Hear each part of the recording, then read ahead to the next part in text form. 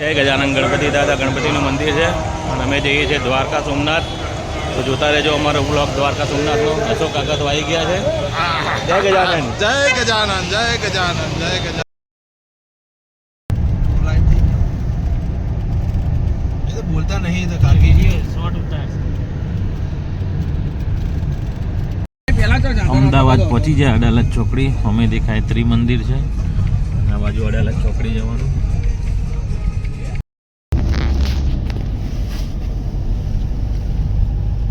અડાલજનું circle.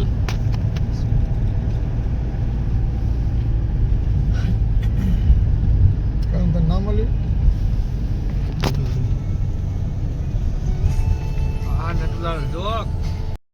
જો અમદાવાદની રોનક. ચારે બાજુ ફ્લેટ બની ગયા છે. ગ્લોબલ વોર્મિંગ પેલા કશું હતું નહીં હોય. ચારે બાજુ ફ્લેટ. મોમન તો ટાઢવાય છે. હા જોયો અમદાવાદની રોનક ચાલુ. રાતના 12 વાગ્યા તોય જો જગમગ થઈ રહ્યું આખું અમદાવાદ. જો ચોટીલા પહોંચી ગયા છીએ. ચોટીલાનું બજાર રાતે બી ચાલુ છે આખું. અમે દેખાય કોઈ ઉભી રાખી દો. તે લાલા રઘુવંશી હોટલ છે જે બહુ ફેમસ છે. આવી ગયા છીએ એમાં ચા બા પીએ. મસ્ત ઠંડી તો સારી એવી છે. માતાજીના દર્શન કરી લો. જય મા કુળદેવી ચામુંડા માતા. તારે મંદિર તો જવાતું નહીં, બંધ હોય મંદિર, પણ અહીંયાથી દર્શન કરી લઈએ.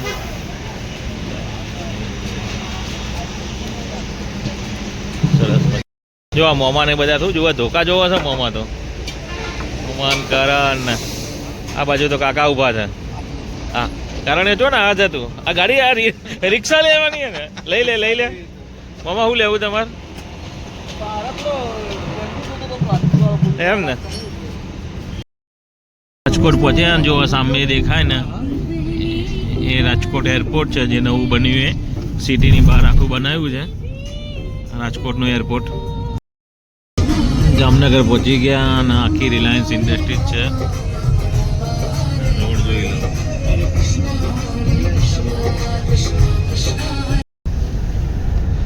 રિલાયન્સ ઇન્ડસ્ટ્રીઝ આવી ગઈ જામનગરમાં.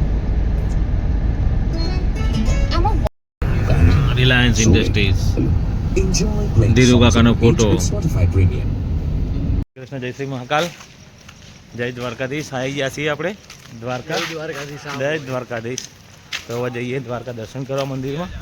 તો જોતા રહેજો અમારો વ્લોગ. જય શ્રી કૃષ્ણ. જય દ્વારકાધીશ. દ્વારકા મંદિર પહોંચવા આવ્યા છીએ હોટેલેથી. તો સામે જ દેખાશે હવે દ્વારકાનું મંદિર દ્વારકાધીશનું.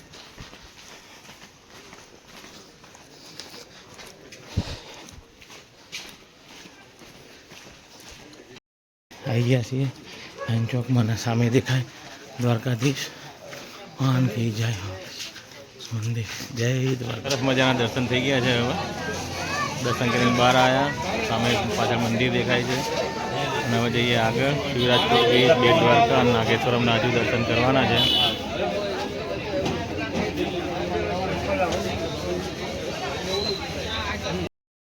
દ્વારકાધીશ મંદિરના ધજાના દર્શન કરી લો છો ભાઈ. દર્શન થઈ ગયા છે ફર્સ્ટ ક્લાસ. અને હવે જવું છે નાગેશ્વરમ જ્યોતિર્લિંગ. આ બાજુથી એન્ટ્રી છે અહીંયાથી અને અંદર થઈને પછી જવાનું છે. આ મંદિર છે આખું. પબ્લિક તો હજુ ચાલુ જ છે. અને મંદિરનો શું ટાઈમિંગ હોય છે એ બી બતાવી દઉં તમને. દ્વારકાધીશ મંદિર ખુલવાનું અને બંધ થવાનો ટાઈમિંગ આટલા વાગે ખુલે છે અને આટલા વાગે બંધ થાય છે. તો જે પણ શ્રદ્ધાળુઓ આવે ત્યાં ટાઈમિંગનું ખાસ ધ્યાન રાખવું.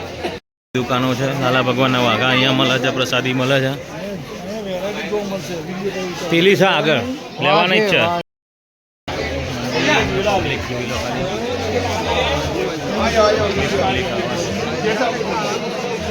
બાજુ પ્રસાદ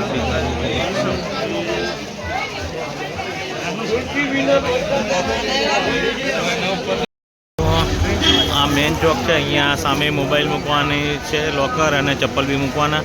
અને અહીંયાથી પછી એન્ટ્રી કરવાની. 56 ગેટ ઉપર 56 દરવાજા પર પાછળ છે પેલું બાજુ, ત્યાંથી જવું હોય તો બી તમે દર્શન કરવા જઈ શકો છો. 56 પગથિયા. જય દ્વારકાધીશ. ચડાવવાની પણ એટલા રીતે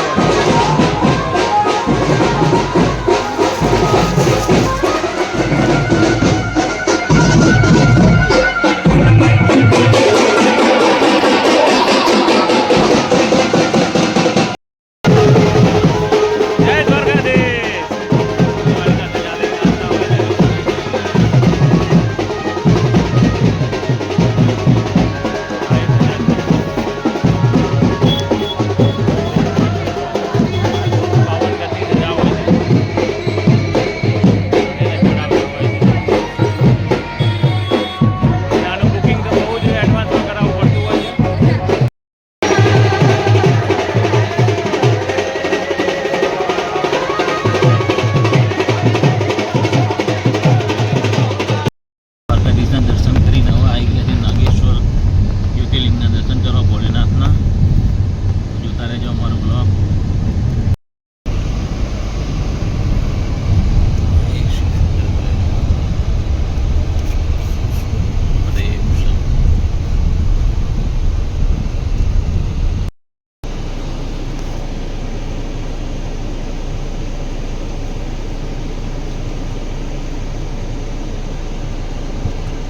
નાગેશ્વર જ્યોતિર્લિંગ.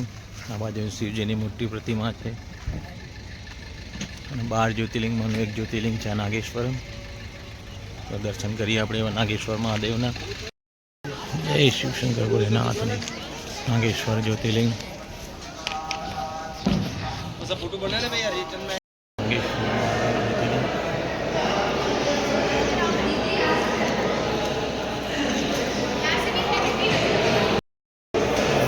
નાગેશ્વર જ્યોતિર્લિંગ.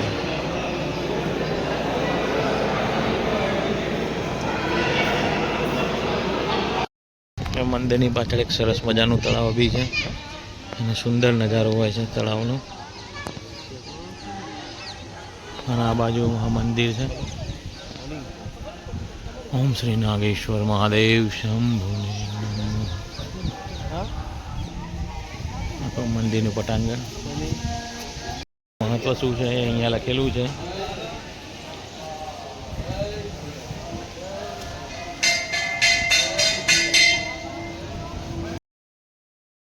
બેટ દ્વારકા જઈએ છીએ હવે. નાગેશ્વરના દર્શન થઈ ગયા. જો આવી ગયો.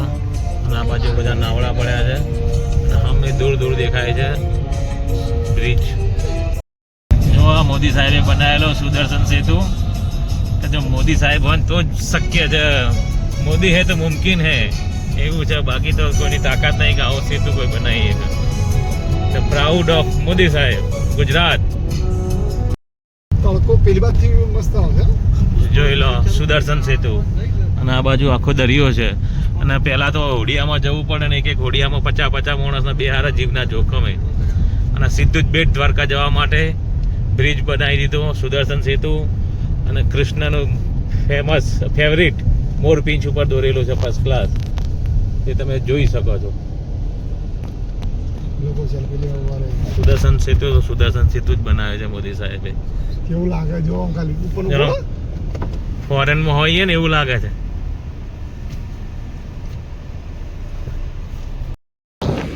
Hey guys, look at this bridge. This is made by the Modi Sarkar. This is a Sudarshan bridge that connect with the Bet Dwarka to Dwarka. This is a symbol of Krishna.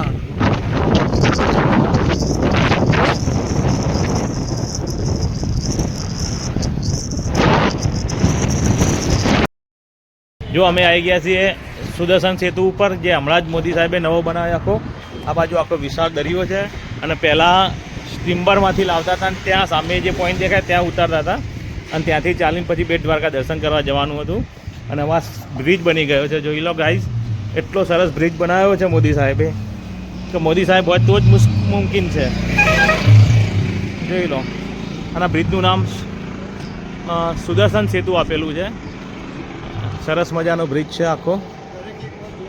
અને દરેકને હું વિનંતી કરું છું કે જ્યારે બી આવો તો એક વખત જોવા આવજો. 100% જોવા આવજો. અને આ બ્રિજ બહુ જોવાલાયક છે. અને વર્લ્ડની અંદર આને ફેમસ કરજો કે ભાઈ ઇન્ડિયાની અંદર બી આવો બ્રિજ પોસિબલ છે. તો જોતા રહેજો અમારો બ્લોગ, મિસ્ટર ઠાકોર બ્લોગ. મેં આવી ગયા છીએ હવે બેટ દ્વારકા સુદર્શન સેતુ ઉપર. આખો બ્રિજ છે પાછળ. આ બાજુ જે જૂનો રસ્તો હતો એ રહ્યો છે સુદર્શન સેતુનો. જોતા રહેજો અમારો બ્લોગ. બાજુ નિકુંજ ને બધા છે, મોમા છે, આપણો કાકા છે, કરણ છે. કરણ તો સેલ્ફી લે આવ્યા જાતે ને જાતે. સુદર્શન સેતુ, આ બાજુ ઓખા રેલવે સ્ટેશન, દ્વારકા અને આ સુદર્શન સેતુ. બેટ દ્વારકાથી અમે નીકળ્યા છીએ સુદર્શન સેતુ ઉપરથી શિવરાજપુર બીચ જવા માટે. અને સુદર્શન સેતુનો નજારો જોઈ લો ખાલી. One of the best bridge in India and proud to in Gujarat and also proud on Narendra Modi સાહેબ. નરેન્દ્ર મોદી કાકા અમારા. Make this happen. હા, નરેન્દ્ર મોદી કાકા હોય તો જ આ શક્ય છે. અને આવા તો ઘણા પ્રોજેક્ટો એમના છે. યશસ્વી વડાપ્રધાન હા, એ સબમરીન હોય કે મૂકવાની? જોઈ લો. અને એટલું સ્ટેટ છે, તમે વચ્ચે ઊભા રહો તો એક બી થાંભલો તમને આડાવડો દેખાશે નહીં અહીંયા. બધા થાંભલા એક સ્ટેટમાં આવશે. અને આ રાત્રિનો નજારો તો બહુ જન્નાટ હોય છે. અત્યારે તો પેરિસના એફિલ ટાવર જેવું લાગે છે. પરફેક્ટ લાગે. હા, સ્ટેટ અને કેબલ બ્રિજ છે આખો એ. જોઈ લો. અને કૃષ્ણ ભગવાનનું મોરપિંચ તો 4 ચાંદ લગાવે છે એના ઉપર. છબ્બર કાકા.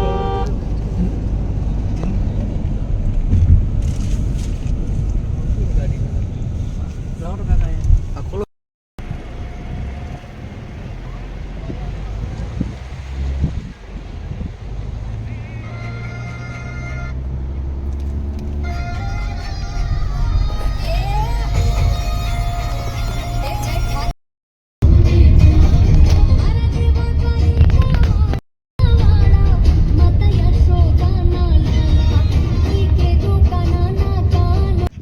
શિવરાજપુર બીચ ઉપર આવી ગયા છે બધા.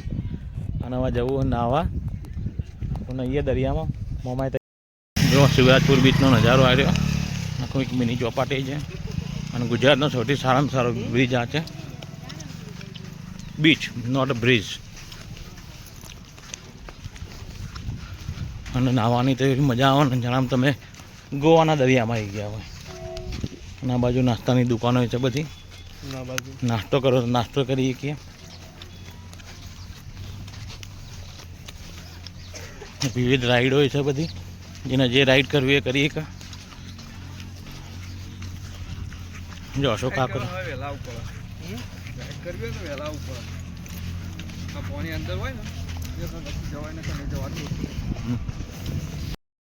જય શ્રી રામ. જો કાકા અમારા કાકા જો ખાલી. જો આ beach net and clean beach છે.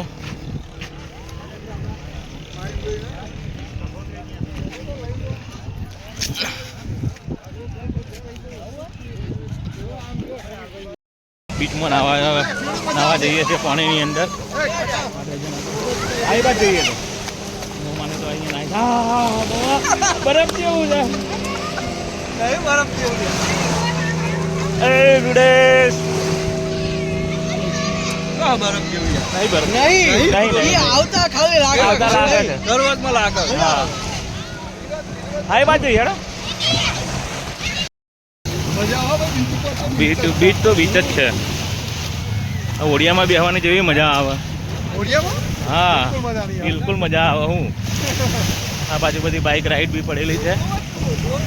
અને બીચ બી સરસ મજાનો છે. નેટ એન્ડ ક્લીન પાણી છે એકદમ. જો પેલા બે બનતાઓ રહે ને તમારું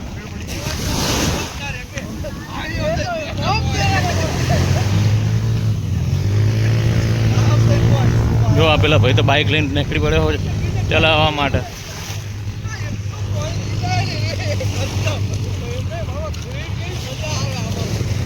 આમાં બેસી જવાનું આપણે. કેટલો સરસ મજાનો બીચ નજારો. જોઈ લો ખાલી કેટલું ક્લીન પાણી છે, જોઈ લો નીચે પથ્થર દેખાય છે એમને રેત દેખાય છે, નેટ એન્ડ ક્લીન પાણી. બધા ક્યાં જાય કાકા? ક્યાં જવાનું બંધ કરો હવે? લક્ષદ્વીપ. હા, અંદમાન નિકોબાર, નિકોબાર. માલદીવ, હવે આવો દ્વારકા. દ્વારકા, શિવરાજપુર બીચ અને અહીંયા મજા કરો.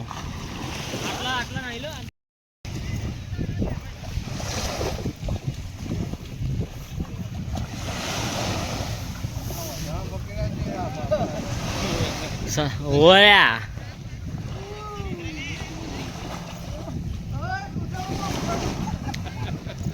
જો ભાઈ તો ખાઈ લીધી ડૂમચી, ઠંડુ એમ પાણી જો પેલા શીશવાળા બોલે.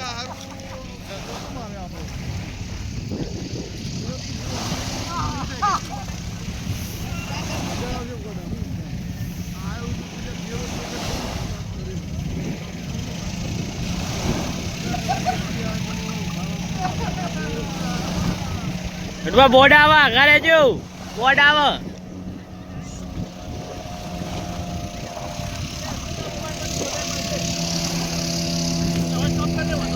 અશોક કાકા અને કરણ 2 જણા આવી ગયા. મોમાને તો નાતા હતા જ, હવે ફરીથી જઈશું. જો કાકા એ જાહેર હા એ જુઓ 2 આખલા પડે હે. અરે થોડા અંદર અંદર કાકા, આ બાદ જતા રે.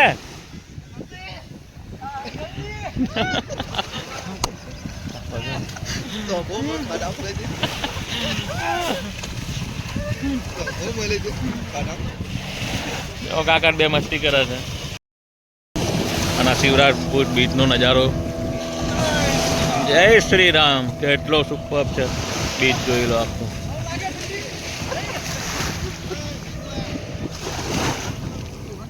ખૂબ બધું નહીં લીધું છે હવે, અને હવે જઈએ સોમનાથ તરફ.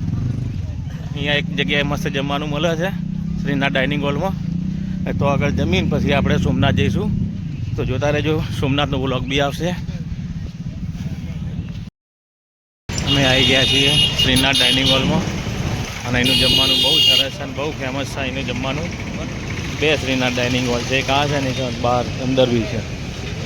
170 રૂપિયામાં અનલિમિટેડ જમવાનું મળે છે કાઠિયાવાડી, જેની અંદર વેજ સબ્જી આવી જાય, સલાડ, રોટલી, રોટલા, છાશ, પાપડ, ઘી, સબ્જી, આ બધું જ હોય છે.